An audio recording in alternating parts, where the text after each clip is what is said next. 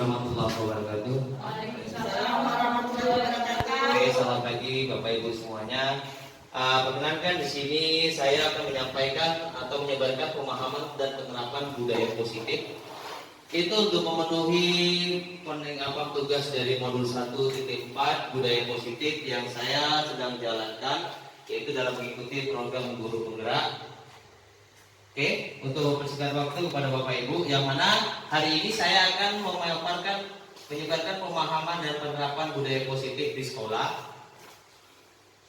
Oke, sekarang budaya positif. Budaya positif merupakan perwujudan dari nilai-nilai atau keyakinan yang diterapkan di sekolah. Budaya positif dapat mendorong murid untuk mampu berpikir, bertindak dan mencinta sebagai proses memerdekakan dirinya, sehingga murid mampu bersikap mandiri dan bertanggung jawab. Konsep inti dari budaya positif terdiri dari beberapa bagian, Bu. Pak, yang pertama yaitu tentang perubahan paradigma belajar. Yang kedua, disiplin positif. Yang ketiga, kebutuhan dasar manusia. Yang keempat, motivasi perilaku manusia. Yang kelima, posisi kontrol guru. Yang keenam, keyakinan kelas. Dan yang ketujuh, segitiga restitusi. Yang mana di sini saya akan kupas satu persatu dari konsep inti dari budaya positif. Jadi nanti saya harapkan dalam forum kita ini boleh Bapak dan Ibu boleh bertanya, kita sharing-sharing dan kita tukar pendapat tentang kejadian atau permasalahan yang kita hadapi di kelas kita masing-masing. Oke, next. Untuk yang pertama adalah pembelajaran dengan paradigma baru. Di sini bisa kita lihat, ada yang tahu ini apa? Ada yang tahu ini apa? Ya. Ini adalah profil pelajar Pancasila yang mana kita harus membuat siswa-siswi kita untuk menuju ke profil pelajar Pancasila sesuai dengan filosofis Ki Hajar Dewantara, yaitu yang pertama kita mau siswa kita itu beriman bertakwa kepada Tuhan Yang Maha Esa dan berakhlak mulia, berkebinekaan global, gotong royong, kreatif, bernalar kritis dan mandiri. Jadi yang pertama untuk pembelajaran dengan paradigma baru, yaitu pembelajaran dengan paradigma baru merupakan pembelajaran yang dirancang berdasarkan prinsip pembelajaran berdiferensiasi. Jadi Bapak dan Ibu ada yang tahu arti diferensiasi? Iya Ibu. Diferensiasi adalah konsep perubahan pada saat kita mengajar. Jadi perubahan dari modul yang mau kita ajarkan ke siswa itu berbeda-beda. Itu yang dikatakan dengan konsep berdiferensiasi. Jadi nggak monoton, hari ini A, besok lagi C, harus dia berubah. Jadi konsep berdiferensiasi ini adalah proses perubahan yang terjadi setiap harinya. Kemudian sehingga para peserta didik belajar sesuai dengan kebutuhannya berdasarkan tahap perkembangannya untuk menuju profil pelajar Pancasila. Itu yang pertama. Next, yang kedua adalah tadi dari yang 7 yang saya paparkan. Yang kedua adalah disiplin positif. Yang mana disiplin positif adalah kebiasaan hal baik, mencakup sikap dan perilaku maupun tutur kata oleh seluruh warga sekolah. Jadi warga sekolah itu banyak ya Bu, dari mulai guru, kepala sekolah, murid, wali murid itu juga termasuk warga sekolah. Terutama untuk murid agar dapat berkembang menjadi pribadi yang kritis, mandiri dan bertanggung jawab. Itulah dari tujuan yang mau kita capai untuk profil pelajar Pancasila. Sebagai pendidik, tujuan kita adalah menciptakan peserta didik yang memiliki sikap disiplin diri sehingga perilaku mereka mengacu pada nilai-nilai kebijakan universal dan memiliki motivasi dalam diri menuju perubahan perilaku ke arah yang lebih baik. Jadi yang dikatakan dengan universal itu menyeluruh, bukan cuma di sini aja, tapi di semua di lingkungan sekitar mereka juga. Oke, next yang ketiga. Oke, yang ketiga inilah kebutuhan dasar manusia. Ini kebutuhan dasar manusia. Kebutuhan dasar manusia merupakan suatu yang kita lakukan untuk mendapatkan apa yang kita inginkan. Seluruh tindakan yang kita lakukan memiliki tujuan. Semua usaha terbaik yang kita lakukan agar kebutuhan dasar kita terpenuhi dengan baik. Ada lima kebutuhan dasar manusia yang memang harus itu tidak bisa lepas dari kehidupan kita. Yang pertama itu adalah survival. Survival itu adalah kebutuhan bertahan hidup. Yang kedua, love and belonging. Love itu arti kasih sayang dan belonging itu adalah kebersamaan. Jadi sebagai manusia kita tuh nggak terlepas dari yang namanya love, cinta atau kasih sayang. Kemudian power atau self worth itu kekuasaan atau harga diri. Yang keempat, freedom. Freedom itu kebebasan. Makanya kita udah lepas dari penjajahan, berarti kita sudah bebas dari yang namanya kekangan. Kemudian yang keempat, fun and enjoyment. Fun atau enjoyment berarti kesenangan dan kenikmatan. Oke, sampai di sini Bapak Ibu ada yang mau ditanyakan? Oke, kita lanjutkan. Oke, ini dia kebutuhan dasar, pemaparan kebutuhan dasar manusia. Yang pertama, bertahan hidup. Bertahan hidup itu dari mulai makanan, pakaian, tempat tinggal, keamanan, dan kesehatan. Itu adalah konsep atau dasar yang kita butuhkan dalam bertahan hidup. Kita bisa bayangkan kalau manusia nggak makan atau nggak punya pakaian, balik ke zaman primitif ya. Kemudian yang kedua, kasih sayang dan rasa yang diterima. Rasa yang diterima diperdulikan berbagi kerjasama dan menjadi bagian dalam kelompok. Kemudian penguasaan, harga diri, keinginan untuk dianggap pemimpin, berprestasi, diakui dan didengar. Jadi kalau kita nggak punya kekuasaan, mungkin kita nggak akan didengar. Tapi kalau kita punya kekuasaan, kita akan didengar. Mungkin seperti itu konsepnya. Kemudian kebebasan. Kebebasan itu mandiri, memiliki pilihan, mencoba hal baru dan mampu mengendalikan arah dirinya. Kemudian kesenangan, bermain, humor, antusias dan tertawa. Jadi bisa kita bayangkan kalau kita tidak memiliki kebebasan, kita tidak akan bisa bermain humor seperti yang dirasakan saudara-saudara kita yang ada di Palestina.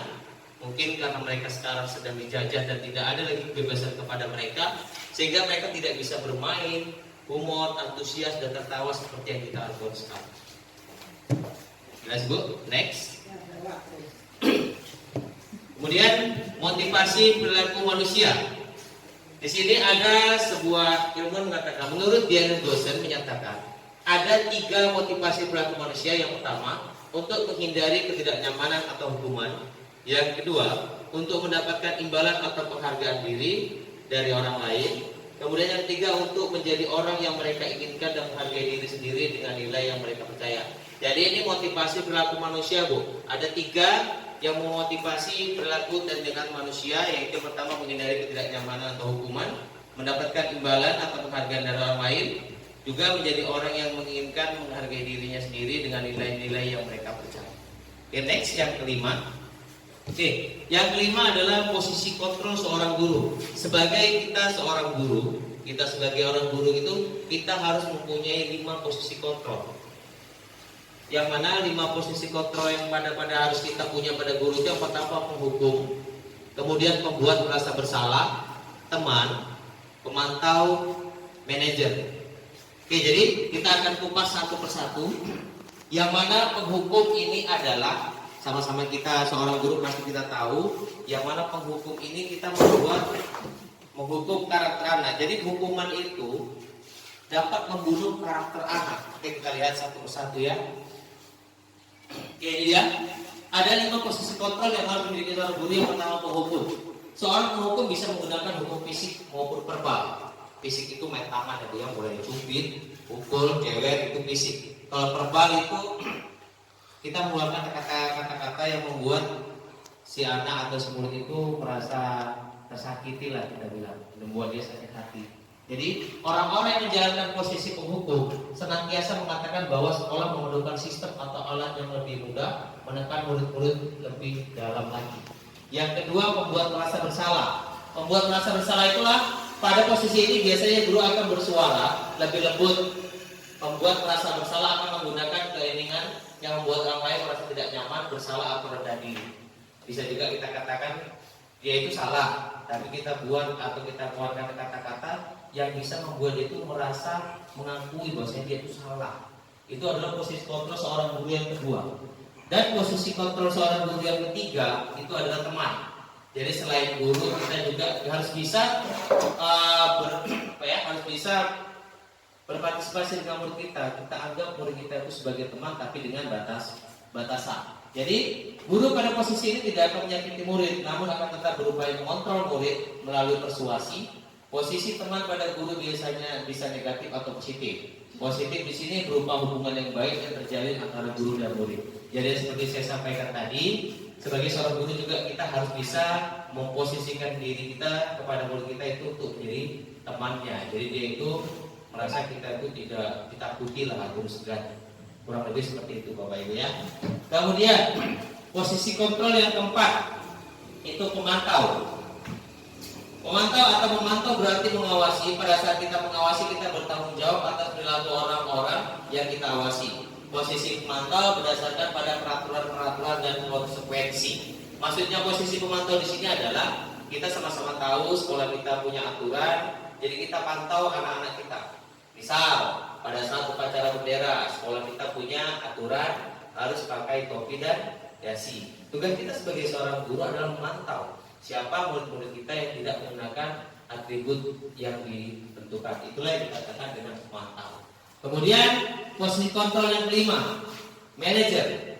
Manajer adalah posisi di mana guru berbuat sesuatu sesuai dengan murid, mempersilahkan murid mempertanggungjawabkan perilakunya, mendukung murid agar dapat menemukan solusi atas permasalahan sendiri. Jadi kita dituntut sebagai seorang guru itu harus memposisikan diri kita sebagai manajer, yang mana kita dapat memanajerial peserta didik kita. Jadi kalau misalnya ada suatu masalah, bukan kita yang harus menghadapi dan menghukumnya, tapi kita memberikan solusi kepadanya. Itu dia yang dikatakan dengan posisi manajer. Jadi posisi manajer itu adalah posisi yang harus dimiliki oleh setiap guru. Jadi setiap ada masalah, dia harus bisa membuat murid itu dapat mempertanggungjawabkan dan memberi solusi kepada apa yang telah diperbuatnya, serta konsekuensi apa yang akan diterima ketika ia melakukan sebuah kesalahan. Itulah fungsi dari manajer. Jelas ya Bapak Ibu? Ada pertanyaan? Gampang Bu, kita buat forum kita ini lebih asik. Jadi kalau memang ada pertanyaan dan apa yang ditanyakan, silakan ditanyakan. Lanjut ya Bu ya. Oke, kita lanjut. Sekarang saya ada sedikit permainan tebak-tebakan. Tadi kan Ibu udah tahu, Bapak dan Ibu udah tahu tentang posisi kontrol seorang guru itu ada penghukum, pembuat merasa bersalah, teman, pemantau, dan manajer. Di sini saya ada kuis. Di sini ada posisi kontrol apakah aku. Jadi di sini deskripsinya adalah saya kecewa sekali dengan kamu. Menurut Bapak dan Ibu, ini termasuk posisi kontrol yang mana? Di antara 5 posisi kontrol yang sudah saya jelaskan tadi, penghukum, pembuat merasa bersalah, pemantau, teman, atau manajer. Ibu tahu Bu? Coba Bu, yang kedua apa Bu? Tadi ada 5, ada pemberi merasa bersalah, penghukum, pemantau, teman, dan manajer. Kira-kira Bu, ini apa Bu? Enggak apa-apa, ngomong aja. Ulangi Pak yang tadi yang apa tadi? Penghukum. Oh, saya ulangi ya. Tadi seorang guru harus mempunyai 5 posisi kontrol. Yang pertama penghukum, pembuat merasa bersalah, pemantau, teman, dan manajer. Kira-kira dalam kasus ini tindakan kita atau posisi kontrol kita sebagai guru apa? Membuat rasa bersalah. Membuat rasa bersalah. Itu dari Bu Ayu. Ada teman-teman lain yang kira-kira punya ini penghukum, pembuat merasa bersalah, pemantau, teman, atau manajer? Nah, ini Bu. Ini Bu. Kalau di posisi pemantau, kita itu kan ini, kita itu boleh bersharing kepada guru kan, Ya, ya. kita bertanya gitu kan. Dia sebetulnya tahu sih awalnya salah dia itu di mana, tapi untuk lebih mengetahui lagi kesalahan dia di mana, jadi dia bertanya kepada guru. Saya kecewa sekali dengan kamu, kan itu kan gurunya kan kecewa kan. Jadi kan si murid tadi kan kecewa, si guru ini, murid ini kan nggak tahu dia. Jadi dia lebih istilahnya ingin kejelasan lagi dari guru. Jadi guru itu akan lebih memperjelaskan lagi kepada murid. Oh, salah kamu ini di sini. Kesalahan kamu tentang ini. Ini yang harus kamu perbaiki. Mungkin jadi murid tadi lebih mengetahui. Oh, ini kesalahan saya berarti di sini. Jadi menurut Ibu dalam kasus ini posisi kontrol kita sebagai seorang guru siapa apa? Tadi dari Bu Ayu pembuat merasa bersalah. Kalau dari Ibu apa? Dari pemaparan yang Ibu paparkan Kalau tadi. yang ketiga tadi apa? Yang ketiga teman. Yang keempat pemantau. Pemantau. Dari Ibu pemantau. Pemantau gitulah. Sudah? Karena dia ingin mengetahui apalah kesalahan dari sikap dia tadi. Jadi dia ingin mencari solusi kepada seorang gurunya. Biar guru itu menjelaskan apa sih, inilah kesalahan kamu, ini yang harus kamu perbaiki. Oke, terima kasih. Dari Bu Ayu membuat merasa bersalah, dari Bu Ati memantau, dari ibu yang lain dan bapak ada? Kalau nggak ada kita buka. Siapakah jawabannya benar dari kasus di sini? Kita dituntut posisi kontrol yang mana? Posisi kontrol apakah aku? Saya kecewa sekali dengan kamu. Kita lihat jawaban siapa yang benar. Nah, itu dia. Jadi dari permasalahan yang tadi, posisi kontrol yang harus dimiliki oleh seorang guru adalah membuat merasa bersalah. Itu dia. Oke, kita lanjutkan ya. Gak apa-apa. Oke, yang ini. Posisi kontrol apakah aku? Kamu tidak benar melakukan sekarang keliling lapangan 3 kali. Ayo, siapa yang tahu tunjuk tangan? Ayo. Pemantau. Ibu, Bu Ayu memantau, Bu Ati memantau, Bu Fitri penghukum. Pak Herman? Di sini dia bilang kamu tidak pernah benar melakukannya. Sekarang keliling lapangan 3 kali. Kira-kira posisi kontrol kita sebagai seorang guru di sini siapa? Bu Ayu pemantau, Bu Ati pemantau, Bu Fitri penghukum, Bu Surastri, Ibu pemantau. Bapak? Bapak apa? Apa itu? Pemantau. Oke, kita buktikan. Dalam kasus ini, kamu tidak pernah melakukan sekarang keliling lapangan 3 kali. Posisi kontrol kita sebagai seorang guru dalam kasus ini adalah ini dia. Penghukum. Kita kan anak-anak salah langsung turun di lapangan. Itu kan termasuk posisi kontrol penghukum. Oke, tidak apa-apa Bu. Kita lanjut yang ketiga. Oke, yang ini. Posisi kontrol apakah aku? Kira-kira bagaimana kamu akan menghadapi masalah ini? Nah, ini pemantau bukan. Dia pemantau. Ayo. Seharusnya ini pemantau. Merasa. Ayo Bu, ayo. Kira-kira bagaimana kamu akan membayar masalah ini? Pemantau. Pemantau. Bu Ayu pemantau, Bu Ati, Pemantau. Bu Fitri, Kira-kira. atau bir semuanya kita bir. Kayaknya ya, kayaknya. Kita buktikan ya jawabannya. Kayaknya. Nah, dalam posisi ini kita sebagai manajer Bu, karena kan manajer tadi sudah saya bilang kan, manajer itu adalah orang yang bisa memposisikan diri. Kalau misalnya ada anak masalah itu, kita kasih solusi dan dia bisa mempertanggungjawabkan apa yang telah dibuatnya. Oke, nggak apa-apa, tetap semangat. Next, lanjut. Ayo lakukan bagi bapak sama ibu. Teman. Ayo, ini posisinya apa? Teman. Teman, setuju teman? Ayo lakukan dulu. Oke, benar. Jadi kita memposisikan diri kita sebagai teman. Ayolah, lakukan ini untuk bapak sama ibu. Itu kan kayak kita antar teman. Oke, terakhir Bu. Kamu terlambat 5 menit, 15 menit. Apakah kamu sudah melakukan semua yang sudah dilakukan? Ini baru. Inilah. Iya, inilah dia Pak. Oke, tepuk tangan untuk kita semuanya. Jadi itu tadi adalah 5 posisi kontrol yang harus dimiliki seorang guru. Nah, kita lanjutkan dari tadi yang saya paparkan ada 7 inti dari sikap disiplin. Yang ke-6 tadi yang ke-5 posisi kontrol seorang guru. Karena yang 6 atau keyakinan kelas. Keyakinan kelas merupakan kesepakatan kelas yang diyakini bersama guru dan murid dengan harapan dapat meningkatkan kedisiplinan murid. Keyakinan kelas berupa pernyataan universal dibuat dalam bentuk positif dan bersifat abstrak. Keyakinan kelas hendaknya tidak terlalu banyak sehingga mudah diingat dan dipahami. Semua warga kelas ikut berkontribusi dalam pembuatan keyakinan kelas lewat kegiatan mengutarakan pendapat. Jadi keyakinan kelas ini kita buat Bu, misalnya sebelum masuk kita harus buat keyakinan kelas. Misalnya anak-anak nanti maju buat apa yang kalian mau? Pak, misalnya Bu permisi. Kalau kebelet boleh permisi ke belakang durasi 2 menit, itu disepakati. Itu yang namanya keyakinan kelas. Tujuan dari keyakinan kelas adalah melatih murid untuk bertanggung jawab.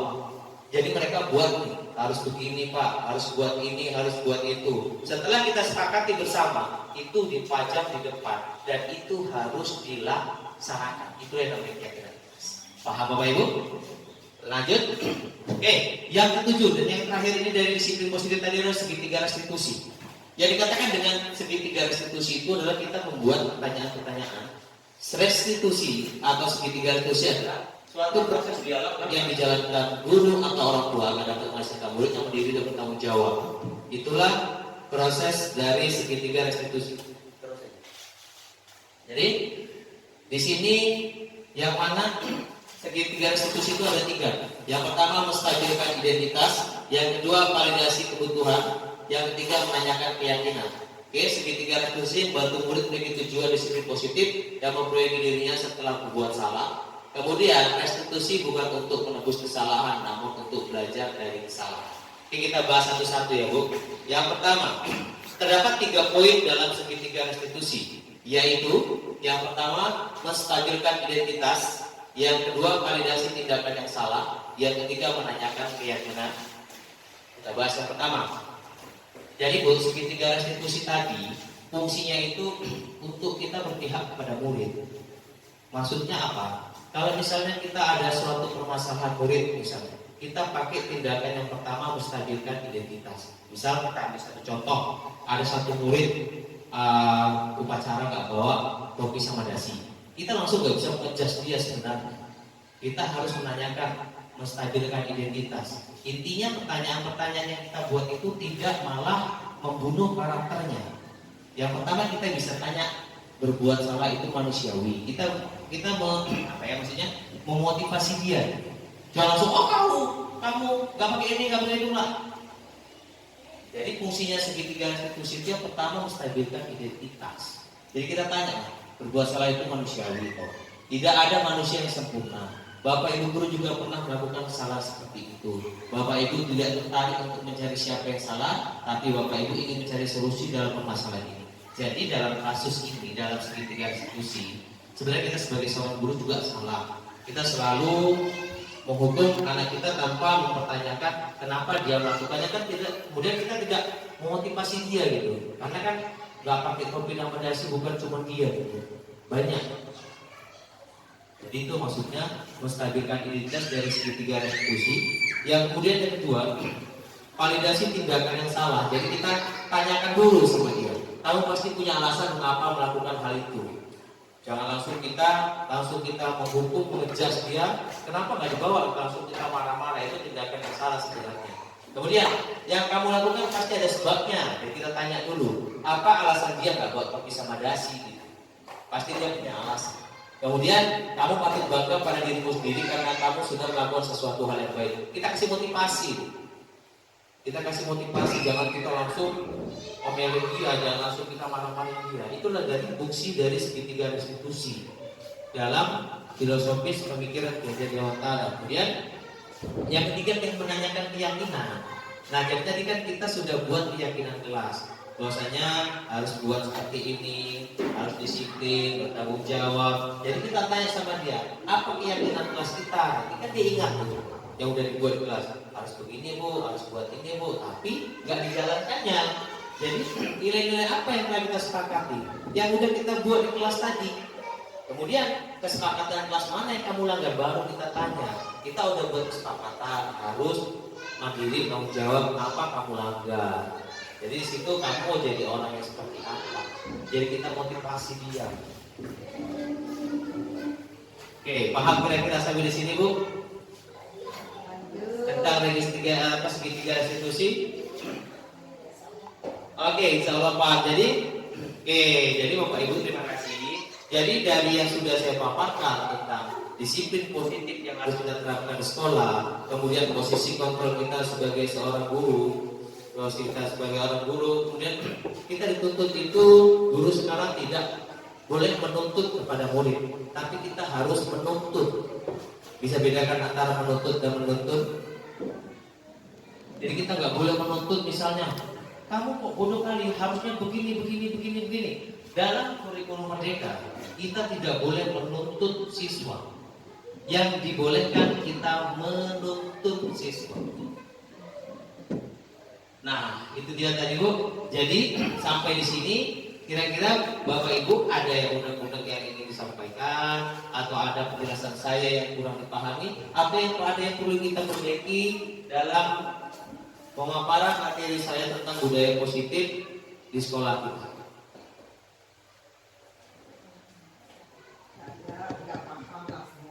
Oke. sudah paham semuanya.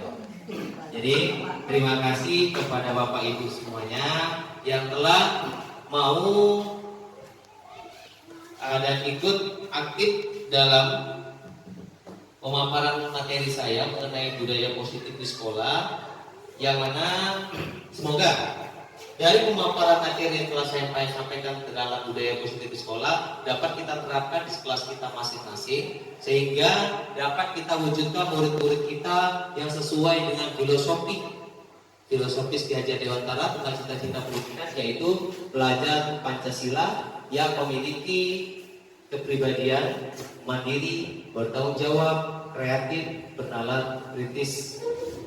Oke ya Bu ya, terima kasih atas semua waktunya dan terima kasih atas keaktifannya dalam mengikuti forum yang saya buat ini. Saya sudahi dengan wabillahi taufiq wal hidayah. Assalamualaikum warahmatullahi wabarakatuh.